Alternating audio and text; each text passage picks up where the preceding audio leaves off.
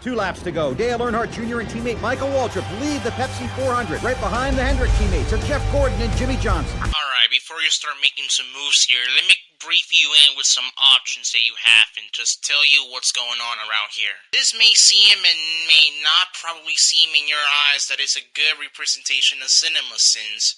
The people that it's being parody, but it's still a parody regardless, just done a bit different. Your options are to go to the outside and hit that like button if you like the content that I make and you don't mind that it's a parody.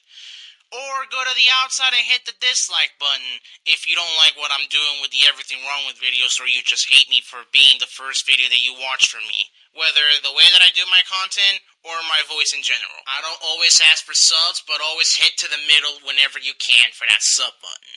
And enjoy the video, and I'll see you in Victory Lane. This is not how it happened.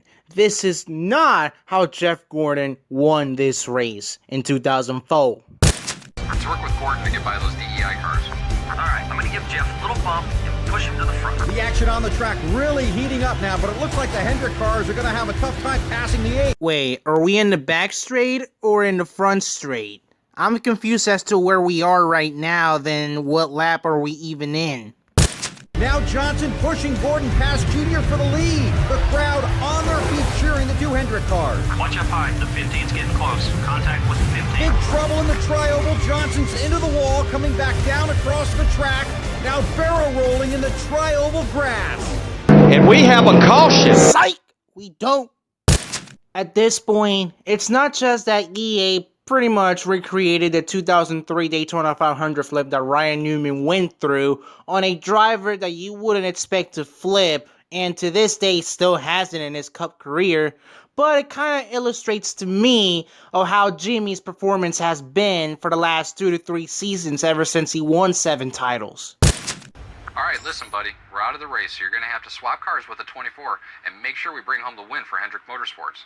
To swap cars, use the interactive crew chief feature and select the 24 car.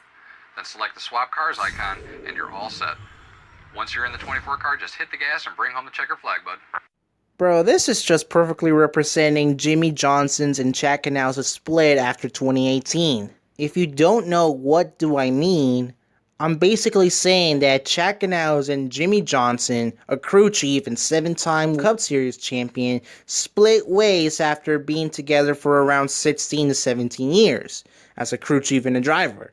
And Chad Canals went from being Jimmy Johnson's crew chief to William Byron's crew chief. Oh, I forgot to mention, it wouldn't be an EA Sports NASCAR game without... Well, if NASCAR is that inconsistent in throwing a caution, so is the announcer saying 2 laps to go at the beginning of the prologue when it's actually 3. Well, it was 3 before we crossed the line after Jimmy flipped. Look, I know the prologue was basically to introduce the team control mechanic, but it just felt more like a lightning challenge than an actual prologue like what Chase for the Cup did. You know, recreating history with advanced mechanics. Down in Victory Lane, Jeff Gordon and the 24 team celebrating a huge win in the Pepsi 400. And here comes Jimmy Johnson to congratulate his Hendrick Motorsports teammate. Great job. That's the way to take it home. I couldn't have done it without you, man. You're welcome. If you thought I was clickbaiting with the UPS truck in the thumbnail, the answer is right here in your face. We went from driving the pace car to production vehicles with only 4 gears and a Daytona prototype to this brown truck doing donuts if it wins, which is perfectly the reason why your car parts arrive late. Well, there isn't much change other than the graphics and adding the team control mechanic, because it still kinda is what Chase for the Cup 05 was. Don't get me wrong, NASCAR 06 is still a good game. Just, you know, the development cycle for being a sports game and had to be finished in less than a year. Graphics are okay, it's just, when you try to play this on an emulator on PC or backwards compatible with PS3, it started to show that, you know, this game isn't meant to be HD. It kinda looks, but it's not supposed to. Looking back at the team control mechanic, that was a freaking good idea. Some genius idea. Something that 704 Monster Game should have for NASCAR Heat 5.